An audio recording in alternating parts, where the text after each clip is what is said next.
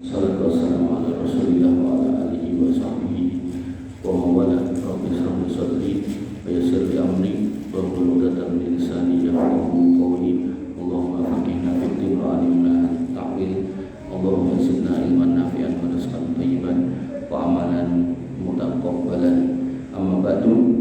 Bapak Ibu yang dirahmati Allah, alhamdulillah puji syukur selalu senantiasa kita haturkan kepada Allah atas limpahan nikmatnya kita bisa bertemu lagi di masjid yang kita cintai ini dalam rangka untuk menjalankan perintah agama, perintah Allah Subhanahu wa taala, yaitu sholat 5 waktu yang kebetulan ada hujan, lalu kita praktekkan sunnah Nabi SAW yang banyak ditinggalkan, yaitu sholat jamak mator, jamak karena hujan.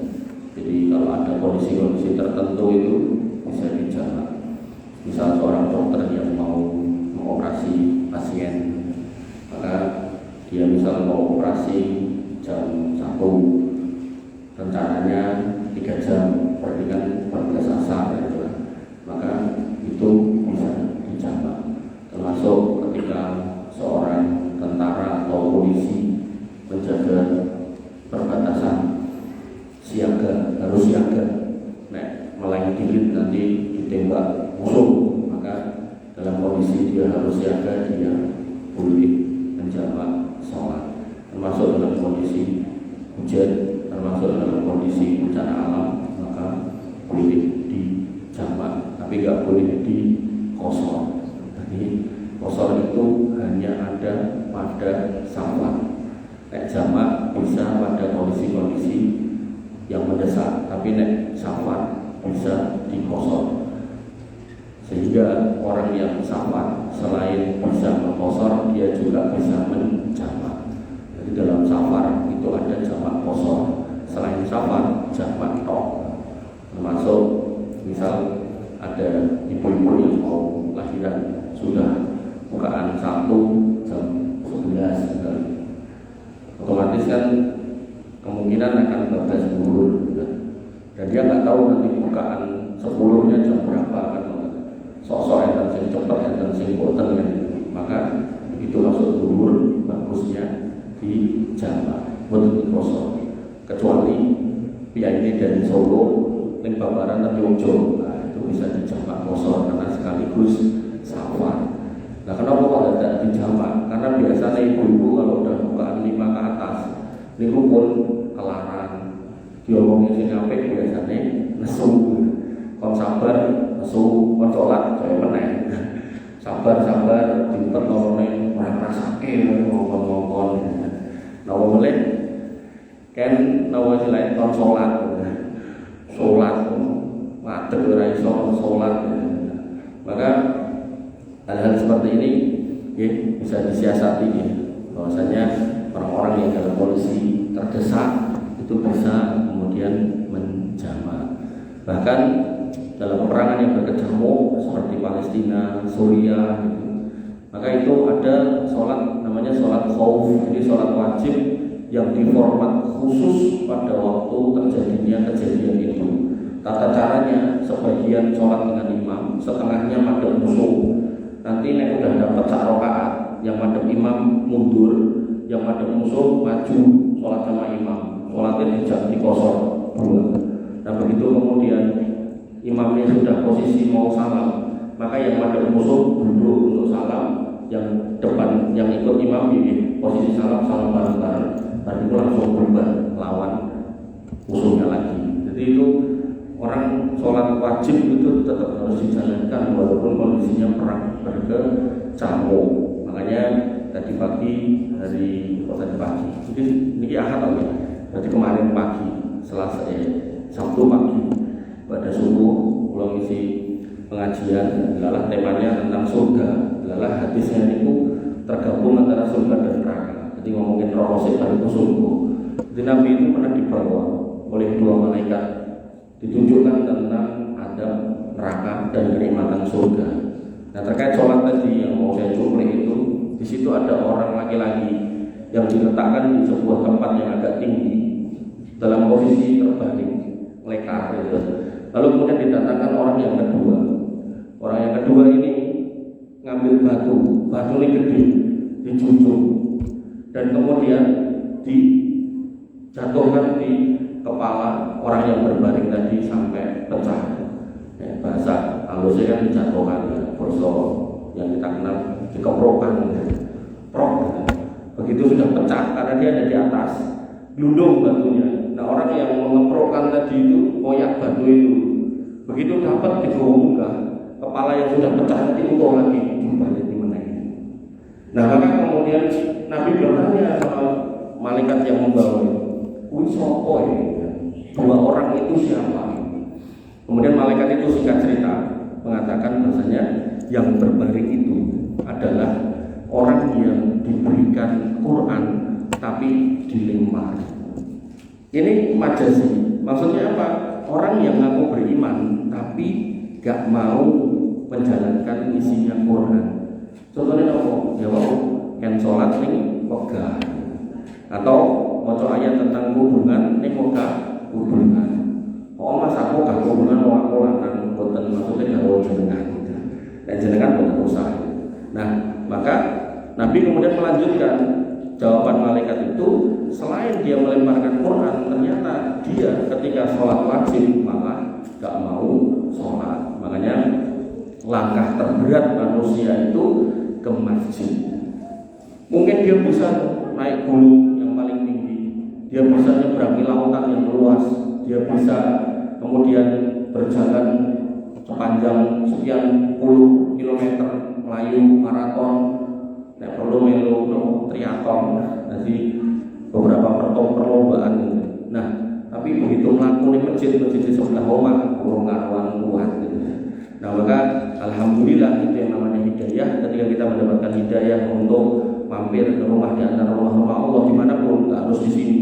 Artinya kalau panjenengan sedang safar, mampir di masjid mana, dengan sedang kisah ke tempat teman atau saudara mampir di masjid mana, maka orang-orang yang hatinya tertambat di masjid ini, warajulul qalbuhu mu'allaqatun bil masajid, itu adalah satu di antara 7 orang yang akan mendapatkan naungan Allah Subhanahu wa taala ketika matahari didekatkan 1 mil dan enggak ada lagi payung yang bisa mayungi kecuali yang dikasih oleh Allah Subhanahu wa taala.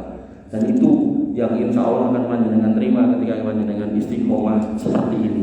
Makanya tadi ada adik-adik tadi nyepeda ujianan, tapi kan kalau batin ucah cilik bunyi udan merasa dari pahit. Tapi kok mriki salat. Putrane sinten iki? Nah niku lho ya. Ra nganggo payung, ra nganggo mantel. Jos. Ya seneng udan-udan tapi bengi-bengi. Bapak Ibu yang dirahmati oleh Allah Subhanahu wa taala, majelis ilmu. Kita kembali ke kitab Minhajul Muslim dalam pasal tentang keimanan. Kita masuk di iman kepada para rasul, kita masuk di dalil akli, kemarin dalil nakli, dalil ayat dan hadis. Kemudian sekarang kita masuk ke dalil logika. Mari kita logika, gitu. Jadi pengarang kitab ini mualifnya Syekh Abu Bakar Jamil Al-Jazairi rahimahullah, beliau sudah wafat. Beliau selalu mengajak kita untuk menyimak dalil dulu, baru kemudian ngajak mikir. Harapannya nek dalil ra nyantol ya paling ora logika iso mlebu. Dalil ra nyantol logika ra mlebu nanti kena tadi wong sing dibaringke terus ditibani watu tadi. Hati-hati. Jadi dalam Islam niku Quran hadis sudah selesai, tinggal kita membaca mempelajari. Kalau kita paham alhamdulillah, nek kita enggak paham kita minta petunjuk kepada Allah Subhanahu wa taala agar difahamkan. Makanya tadi saya sampaikan doa Nabi SAW kepada Ibnu Abbas, Allahumma faqihhu fiddin wa 'allimhu ta'wil. Ya Allah, pahamkan dia atas agama dan ajarkan takwil agama ini kepada yang bersangkutan. Itu kemudian menjadikan beliau menjadi orang yang paling alim dalam ilmu agama. Sampai kemudian ketika muncul kelompok sesat yang namanya Khawarij, beliau minta izin kepada Khalifah Ali untuk mengajak diskusi. Singkat cerita diparani, singkat cerita diskusi, singkat cerita tobat, setengah dari mereka tobat kembali pada Islam. Yang setengahnya tetap ngeyel. Nah, itulah tabiat manusia. Jadi kadang itu bukan dari biaya tetap ngeyel. Maka dalil akli yang pertama, beliau menuliskan di sini yaitu rububiyah Allah. Jadi kalau panjenengan masih ingat, kita flashback ke depan lagi, bahwasanya tauhid itu ada 3, tauhid rububiyah, tauhid uluhiyah, dan tauhid asma wa sifat. Tauhid rububiyah ini kita mengimani Allah sebagai Rabb dengan sifat rububiyah. Jadi Allah yang menciptakan, Allah yang memelihara, memberi rezeki, menghidupkan, mematikan, menjaga kita, yang memberi petunjuk. Semua sifat ini, perbuatan ini yang bisa melakukan hanya Allah. Nanti mungkin ada pertanyaan, nah, kok Isa Al-Masih iso nguripi wong mati, kok Dajjal ya iso? Maka gimana? Maka semua itu terjadi atas kehendak Allah. Artinya, prinsipnya yang bisa melakukan semua itu adalah Allah, tapi kemudian Allah berkenan mengizinkan sebagian makhluknya mampu atau bisa, maka itu tidak kemudian menyebabkan orang-orang ini menjadi Tuhan.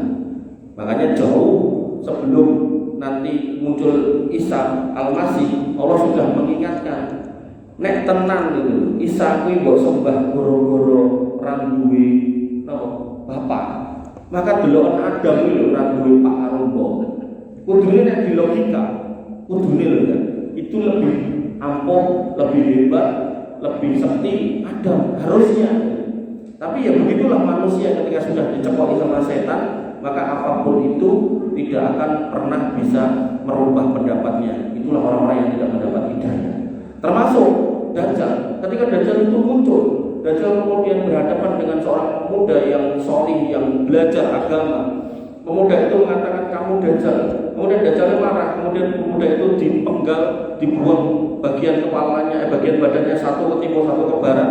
Didatangkan lagi, dihidupkan lagi, sambil ketawa-ketawa di depan pengikutnya. Pemuda itu hidup dan kemudian mengatakan dengan tegas, nek aku makin yakin nek kowe Dajjal. Kok yakin? Pergone nabimu ngomong nek bakal enek kejadian gini iki, yo ngene iki.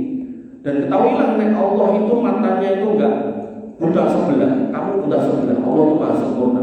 Dajjal itu dibacok, terus ternyata enggak mempan.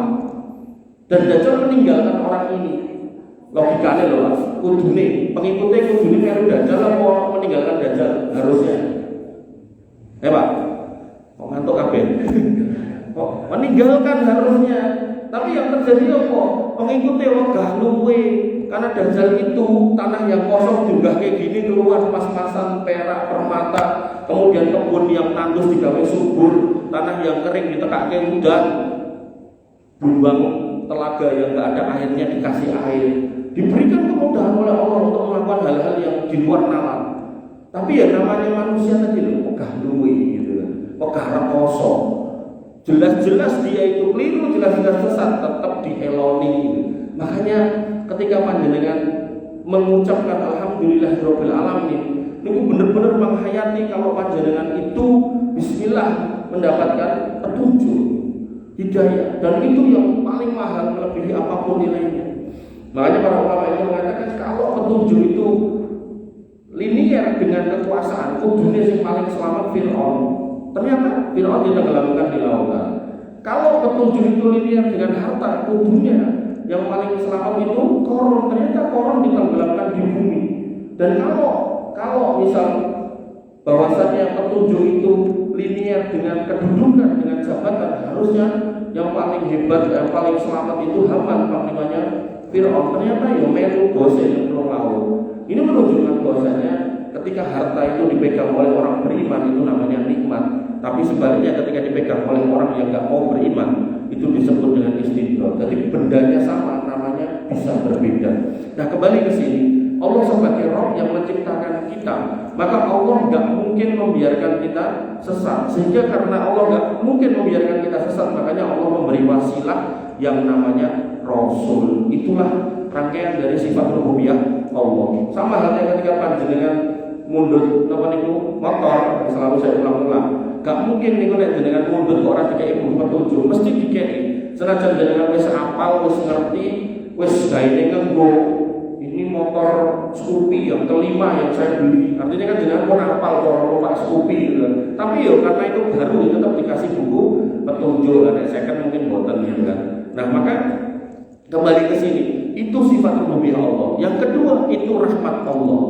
Artinya kita dirahmati oleh Allah Subhanahu wa taala dengan dihadirkan para nabi, para rasul dalam rangka agar jangan sampai kita ini tersesat. Memastikan pengangkatan para rasul dari Allah untuk segenap manusia agar memperkenalkan roh mereka dan membimbing mereka menuju jalan yang selamat dan di situ terdapat kesempurnaan kemanusiaan mereka. Artinya dengan adanya Rasul, manusia yang inna nafsala amaratun bisu, fitrahnya itu melenceng, maka harapannya dengan adanya Rasul ini diluruskan. Sama halnya dengan kita itu fitrahnya itu kan melenceng, makanya disuruh sholat sedina ping 5, kemudian seminggu pisan kan Jumatan, itu diwajibkan dalam rangka diperjelas. Nek misal sholat itu belum ngaruh ke pikiran, ke hati kita, maka mungkin dengan khotbah Jumat harapannya kemudian kita tercerahkan. Dalam pas sholat orang khusyuk ngebut, pas Jumatan malah turu gitu kan. Akhirnya jangan dapati ngomong sing bar sholat nyolong sandal, bar sholat bahkan yang perlu bar jamaah bareng dari pejabat korupsi. Ya itulah orang-orang yang kemudian tidak bisa menjadikan sholatnya itu sebagai pencegah perbuatan keji dan mungkar. Padahal Allah tegaskan nek sholat niku masya Allah maturun. Nah kamu udah belum? Belum. Nanti nek kurus dia. Makanya ketika kita itu benar-benar paham itu sholat khotbah Jumat itu harusnya pejabat-pejabat yang muslim itu harusnya nggak berani berbuat boleh pada warganya, masyarakat baik yang non muslim, lebih-lebih pada yang Islam. Nggak mungkin. Tapi kita dapati gawe masjid agung ten Palembang aja ditindak masjid Raine coba korupsi murah, jadi luar biasa korupsi ini mengerikan. Terus apa niku jual beli kuota haji. Jadi wong liya ngantri 36 tahun, sing gelem dipercepat bayar 15 juta. Aduh wis. Ketoke ya duit Pak, tapi akhirnya itu menjadi molo, menjadi barang api neraka. Maka di sini Allah turunkan para nabi, Allah berikan risalah kepada para rasul agar menyelamatkan kita. Oh, awake dhewe wis ora ketemu mereka, maka Nabi mengatakan taraktu fikum amrayni, tak tinggalin dua perkara. Kalau kamu pegang gak akan sesat, ya Quran kali sunnah kali hadis. Makanya selalu saya ingatkan majelis ilmu yang terbaik yang disampaikan dan menipu ayat kali hadis, Quran kali sunnah. Tapi nek majelis ilmu dagelan guyu-guyu, misah-misah, ngelok-ngelok kono kene, mendingan boten usah dengan tekani. Mbok berkate gede, dibuntel nganggo tenggok wis ora usah mangkat. Mending sing berkate cilik ngene iki tapi benar cetha ilmune. Ngoten. Nek perlu ora diberkati ora apa-apa. Nah, kemudian yang kedua, dalil akli yang kita diajak pikir bahwasanya Allah menciptakan manusia supaya beribadah. Wa ma khalaqtul jinna wal insa illa liya'budun. Kita diciptakan untuk ibadah. Mosok iya kita enggak diajari caranya ibadah. Maka kata beliau rahimahullah, hal ini menuntut adanya manusia yang mengajarkan kepada manusia. Hal ini menuntut adanya manusia pilihan yang dipilih sebagai rasul yang digunakan untuk mengajari manusia yang lain agar enggak salah dalam beribadah. Maka liya'budun di sini sebagian ahli tafsir mengatakan liyuwahidun. Makanya inti dakwah para rasul itu adalah bertauhid. Tadi kalau dalam begini kalau mikir, dalam begini kita mungkin Karanganyar nih, kalau kesupen dia sore mau kalau Karanganyar. Dan ini kalau dalam kalau mikir, kenapa Nabi Allah mengirim pinten najaran saya yang 300 pinten Pak Mbong 313 rasul dan 124.000 nabi. Jumlah banget tuh. Tapi yang kita diminta untuk berkenalan cuma 25. Apakah setidak penting itu sekian banyak nabi dan rasul yang lain selain 25? Mulai aku mikir waktu tengah, kenapa gitu kan? Nah ternyata jawabannya bahwasanya inti dakwah para rasul itu apa? Tauhid. Maka yang penting adalah ketika kita paham nek para rasul itu berdakwah tauhid, maka cerita personal nabi-nabi ini menjadi kurang terlalu penting untuk kita pelajari. Yang tadi sampai ribuan tadi. Sehingga kita dipentingkan untuk cuma 25 saja kalau mau mempelajari sirahnya itu 25 aja sudah cukup. Tapi Pak nek jenengan buka Alkitab, niki mboten ngongkon nggih, tapi nek memang enten barangkali enten sing mantan Nasrani buka Alkitab. Niku di perjanjian lama, niku di kitab-kitab kejadian disebut si ini lahir dari anak iki, dari anak iki, dari anak iki, dari anak banget gitu. Nasab ini metu kabeh. Jadi sudah seperti kitab genealogi, jadi kitab nasab gitu. Dan itu dalam konteks menurut saya dalam konteks keilmuan tauhid gitu. itu nggak terlalu penting. Yang penting itu orang itu kemudian harus ngerti Allah itu Rabb-nya, dan kemudian kita harus menyembah Allah, tidak boleh menduakannya, dan kemudian kita wajib berbakti, beribadah kepada Allah Subhanahu wa taala, tidak kepada yang lain. Makanya saya suka lucu aja ketika ada ustadz yang kemudian ngajarin jamaah dengan kalimat yang kalau dikatakan oleh Imam Ali, kalimatul haq urida bihal batil. Kalimatnya jane yo ora salah, tapi dia salah menempatkannya. Jadi dia bertanya sama jamaahnya, apa hukum makan anjing? Terus jamaah bingung, nek anu boleh ana ning Quran nek ora. Ya nek enak yo haram, tapi nek gak ono yo kita gak boleh mengharamkan. Nah, maka pertanyaannya, apakah cara memahami fikih itu seperti itu? Sedangkan dalam konteks bertambahnya umur dunia, permasalahan kontemporer itu akan muncul. Nek kabeh kudu ning Quran, Quran dengan padel banget. Pemenang kudu disebutke kewan iki haram ora, kewan iki haram ora gitu kan. Maka enggak seperti itu cara Quran itu kemudian diejawantahkan dalam kehidupan sehari-hari. Makanya Nabi punya sifat jawamiul kalim, punya keutamaan yang namanya jawamiul kalim, kalimatnya ringkas tapi kemudian dalam, sehingga ayat mengatakan wa ma'atakumur rasul fakhuduhu wa ma nahakum anhu fantahu. Apa yang dikatakan Nabi itu, kalau itu perintah ikuti, kalau itu larangan tinggalkan. Makanya ketika Nabi mengatakan kullu dinabin minasibai fa'aquhu haram, setiap binatang yang bertaring makannya itu haram, maka anjing termasuk di situ. Belum lagi air liurnya kita suruh membilas sampai 7 kali, yang pertama atau yang terakhir pakai tanah gitu kan.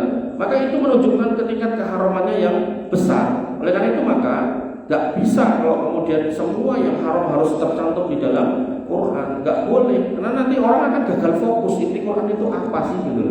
Makanya di dalam Quran tidak disebutkan tentang nabi-nabi yang 313 atau 124 ribu itu, tapi di kitab yang lalu ada disebutkan.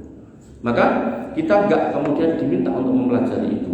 Sehingga di sini kenapa Allah kemudian kirim para nabi dan para rasul dalam rangka mereka meluruskan ibadah umat manusia. Ben ora geger mikirke rasa gitu loh. Siapapun yang mengajari panjenengan, kalau itu yang disampaikan Quran dan Sunnah, maka itu hidayah. Tapi kalau kemudian ngaku-ngaku punya nasab bersambung kepada Nabi, tapi kemudian yang diajarkan justru kebalikan dari ajaran datuknya. Datuknya menyuruh untuk bertauhid kok dhek malah ngajari kesirikan. Datuknya melarang untuk membangun kuburan sedemikian rupa, kok dhek malah kuburannya digawe gede-gede, bahkan dihiasi dengan gorame macam-macam, bahkan enten lho. Niku sing kuburane dikeki orang mau lampu gantung ngene iki, lampu disko lho. Kayak arep kon piye gitu ning ngono gitu kan. Apa ya kok mayite kok disko sisan gitu kan. Nah, maka hal-hal seperti ini kalau kita hayati, kita cermati, maka alhamdulillah kita bersyukur kita gak ada di tempat-tempat seperti itu. Karena orang-orang seperti itu nanti kayak ngerti yo kadang yo angel kandhanane. Sebagaimana para nabi ketika kemudian dikirim kepada umat-umatnya, gak semua umatnya itu mengikuti, sehingga para nabi itu nanti akan diberikan telaga. Jadi setelah panjenengan dibangkitkan, hisab, mizan, kemudian syafaat, bariku telaga. Setiap nabi itu dikasih telaga. Itu ada nabi yang cuma ditemani 2 orang umatnya, ada yang cuma 1, bahkan ada yang gak ada umatnya. Makanya kalau alhamdulillah ini enten umatnya 1, 2, 3, 4, nah 1 second dah, alhamdulillah. Cik mending gitu kan. Maka nabi loh, ada yang gak ada sing ngrungok kayak jadi ceramah piye-piye ra digagas gitu. Karena mungkin umatnya yang mikirin, alah kowe ngomong tok ora gelem kaya ide, bisa jadi gitu loh. Makanya sampai ada video niku viral niku seorang kiai ngomong nek zaman biyen kiai iki numpak motor elek-elekane ra masalah, soalnya jamaah tumpakane motor gitu. Sok-sok yo mlaku. Nek saiki jamaah tumpakane mobil api-api, makane kiai yo kudu tumpakane Alphard. Ngono yo kujur banget. Kujur akhirnya dari kiai yo waline narik gitu loh, kalau nggak sekian nggak berangkat gitu kan. Maka itu hal-hal yang harusnya diintrospeksi. Agama tidak dijadikan barang untuk diperdagangkan. Bapak Ibu yang dirahmati oleh Allah Subhanahu Wa Taala, nabi-nabi pun juga tidak meminta bayaran atas semua dakwah yang mereka lakukan. 3. Beliau rahimahullah mengatakan, ketika ada pahala dan ada hukuman, ada pahala, ada siksa, ada kenikmatan, ada neraka, ada surga dan neraka, maka itu adalah konsekuensi dari taat dan tidaknya manusia. Artinya kalau manusia taat, mendapat pahala, kemudian mendapat surga. Manusia gak taat alias maksiat, maka dia mendapat dosa kemudian berkonsekuensi neraka. Maka hal ini merupakan hal yang menuntut adanya Rasul dan diangkatnya manusia menjadi nabi agar hari kiamat kelak gak ada manusia yang protes. Dalam tanda kutip di sini disebutkan, dia berkata kepada Allah Subhanahu wa taala, sesungguhnya kami ya Rabb kami tidak mengetahui cara patuh kepadamu sehingga kami tidak mematuhimu, dan kami pun tidak mengetahui sisi durhaka kepadamu sehingga kami menjauhinya, dan pada hari ini tidak ada kedoliman di sisimu, maka janganlah engkau menyiksa kami. Jadi Allah itu sudah mengatakan, ini haram dzulma ala nafsi fala tadzalamu, aku mengharamkan kedoliman pada diriku, maka kamu jangan saling mendolimi. Maka beliau Syekh Abu Bakar Jabir Al-Jazairi rahimahullah mengatakan pada poin yang ketiga, kenapa para rasul itu diutus? Agar jangan sampai ada manusia yang protes, ya Allah jenengan sudah mengharamkan kedoliman, kenapa kok jenengan mendolimi saya? Gak ada nabi yang dikirim kok kemudian saya masuk neraka. Harusnya jenengan kirim nabi dulu, maka saya bisa selamat dan saya masuk surga.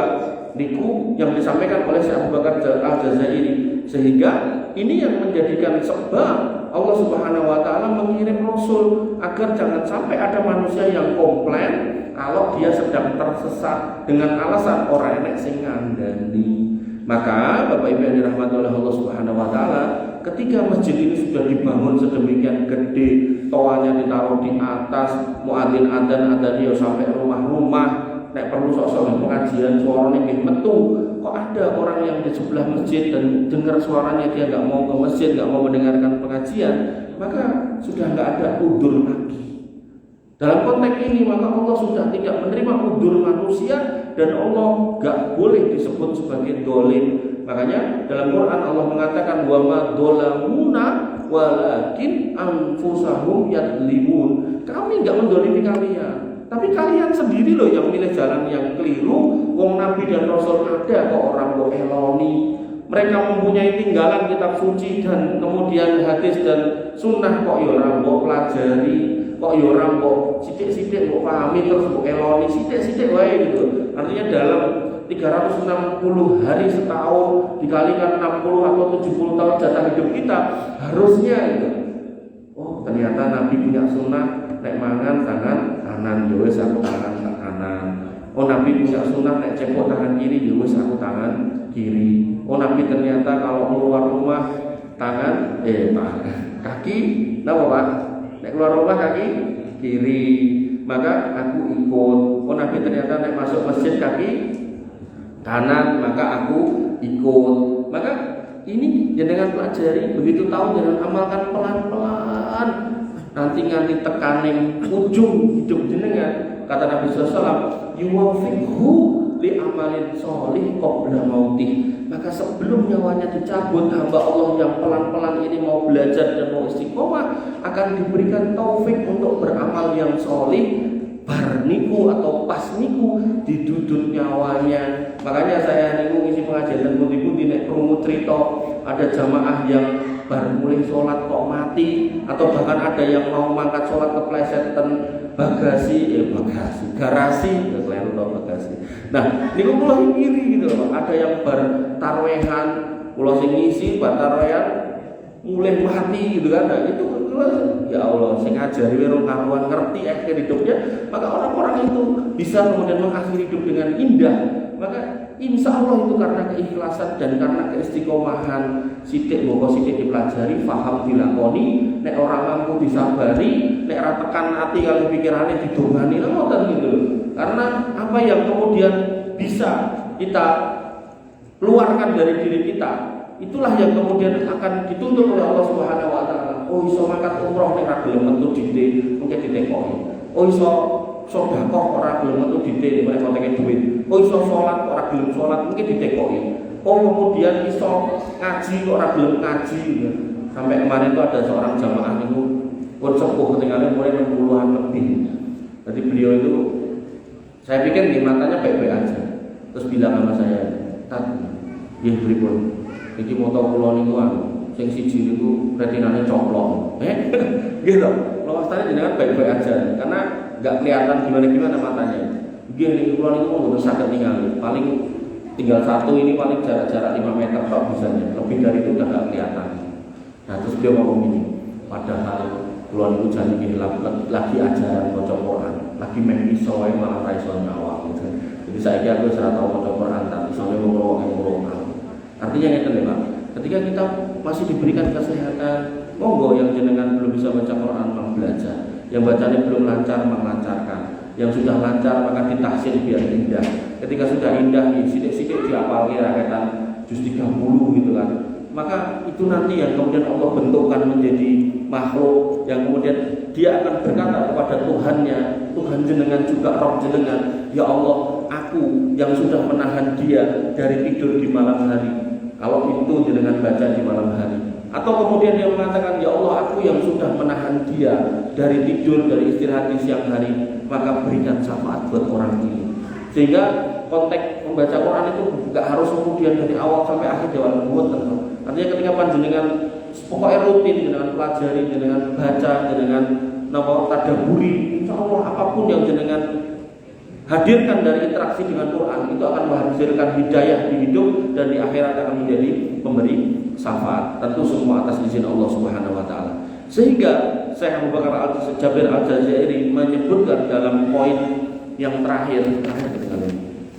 Beliau mengutip firman Allah Subhanahu wa taala bahwasanya manusia itu berpotensi untuk komplain kepada Allah, makanya Allah turunkan para nabi. Maka Allah tegaskan kondisi ini pada Quran surat An-Nisa ayat 165. Allah Subhanahu wa taala berfirman, "Rusulan mubasyirina wa mundzirin." Maka kami berikan, kami turunkan, kami kirim, kami utus rasul-rasul yang menjadi mubasyyirin, memberi kabar gembira, berarti tentang surga, tentang kenikmatan surga. Wa mundzirin, dan peringatan tentang neraka. Tentu enggak cuma ngomong ke surga dan neraka, sebab untuk masuk surga dan masuk neraka dijelaskan. Nek pengen masuk surga berarti jangan berbuat syirik, jangan jadi orang munafik. Makanya saya selalu ulang-ulang di mana-mana, sirat nih, jembatan nih. Itu akan ada 5 kelompok manusia yang melewati situ. Yang pertama orang kafir, yang kedua orang munafik, yang ketiga orang muslim. 3 ini mesti nyemplung ke neraka dan nggak akan pernah keluar selamanya. Selamanya. Lawasnya. Nanti kapan? Selamanya. Boten enten hitungane. Nah, kemudian yang keempat, ini orang-orang fajir.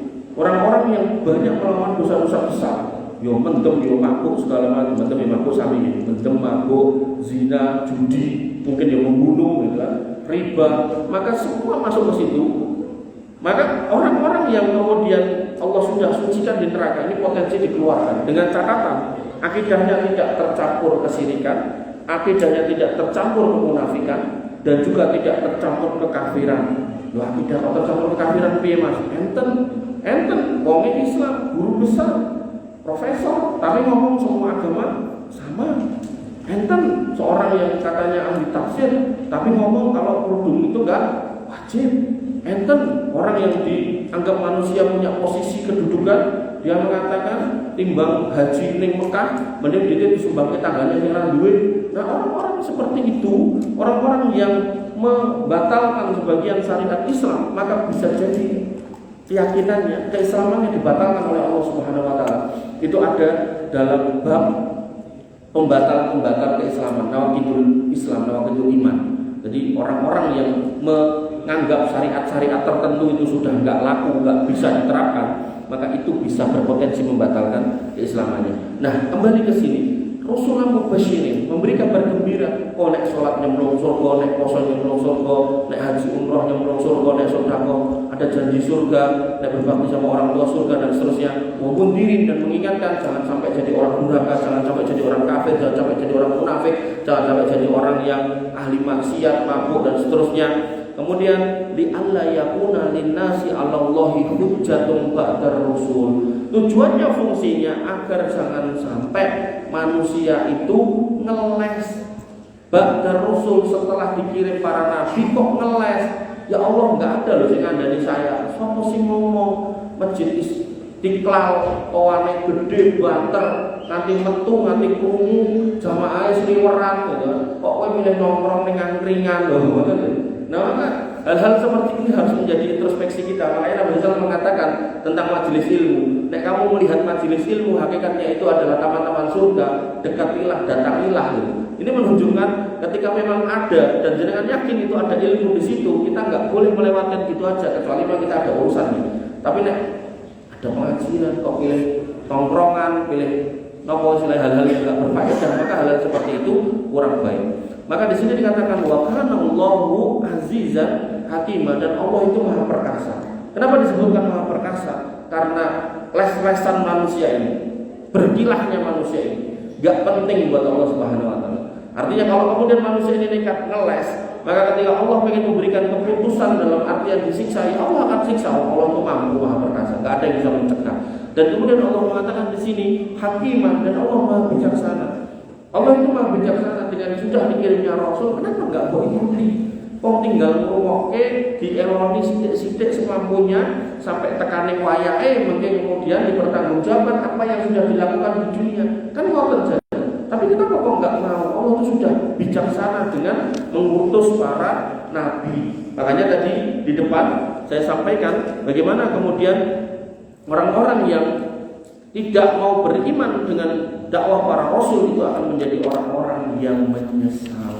Dan alhamdulillah kita tidak termasuk orang-orang seperti itu.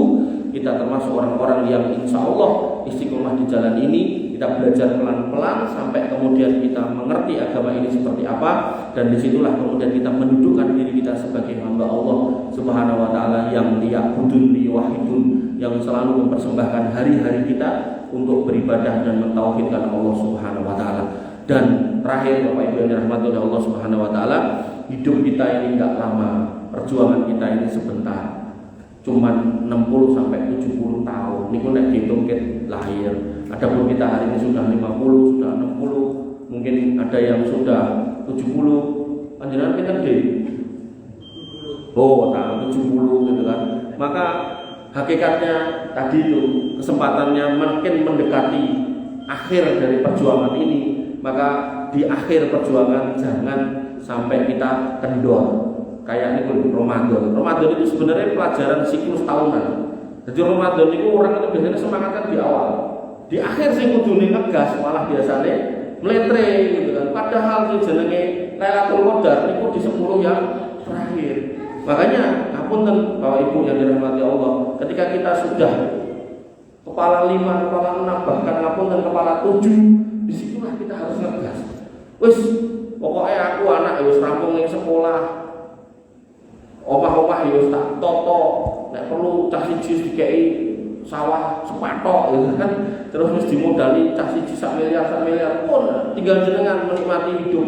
Menikmati hidup bukan kaya-kaya mboten, tapi gimana caranya menjenengan kemudian wasari'u ila magfiratin min rabbikum niku. Piye carane makin dekat kepada Allah Subhanahu Wa Taala. Terus salat 5 waktu pokoke kudu ning masjid. Kudu ning masjid. Ora entuk ora ning masjid lho niku pertama. Kemudian yang kedua, duit makan haji, makan umroh. Yang ketiga, duit meneh sedekah kemana-mana, kiri kanan sedekah.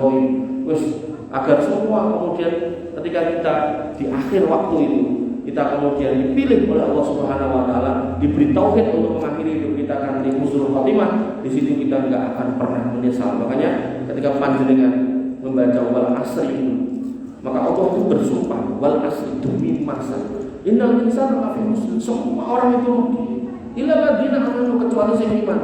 Iman tok boten wa amilus sholihat, beramal saleh. Karena enten mau iman ngaku Islam ning ra salat. Enten. Ngaku ning Islam ning panganane barang haram. Sampai dhek ngomong ning kancane, kancane ngomong ten kula. Mas, piye Pak? Kancaku ngomong ning aku, piye? Bro, saiki muni bro niku boten berarti cuma cah enom boten, pun sepuh. Wong sing cita kali kula umure pun swidak 8. Berarti kan nek konconan mesti kan padha-padha swidakan to. Kancaku ngomong karo ngene Mas. Piye Pak? Aku saiki wis salat to. Oh iya, alhamdulillah. Nek aku ora iso ninggalke mangan iwak asu ki lho. Lho lha apa? Lah aku nek ra mangan kuwi lemes awakku. Nah, udah. Kalau udah orang itu mempersepsikan itu akan jadi lemes, ya lemes tenan. Karena Allah mengatakan anak idadzoni abdi, aku bisa sesuai prasangka hambaku. Jadi nek prasangka nek ra makan niku kemudian lemes ya wis lemes. Makanya ketika panjenengan ngapunten sudah sepuh, hal-hal yang sudah jelek dulu kita tinggalkan, kita tobati. Jangan dibungkus dengan kalimat aku nek ra ngono aku ra iso urip. Ngoten. Kita tinggalkan bismillah. Nek tenan karena ninggal itu akhirnya lemes, akhirnya mati, insyaallah malah husnul khotimah. Ngoten. Tapi nek karepe gen sehat ning mangan ngoten iku, malah husnul khotimah karo lolot daging kirik malah nggih mbuh niku. Nggih, Bapak Ibu yang dirahmati oleh Allah Subhanahu wa taala, mbok bilih cekap semanten ingkang saged kula aturaken. Intinya semua dalil sudah disampaikan oleh Syekh yang mulia ini agar kemudian kita mengimani adanya para rasul, para nabi. Jangan sampai kita seperti sebagian orang yang tidak percaya adanya nabi, adanya rasul, baik dengan dalil ayat maupun hadis maupun dalil akal, dalil logika. Kurang lebihnya saya mohon maaf. Assalamualaikum subhanakallahumma bihamdika asyhadu an la ilaha illa anta astaghfiruka wa atubu ilaik. Assalamualaikum warahmatullahi wabarakatuh.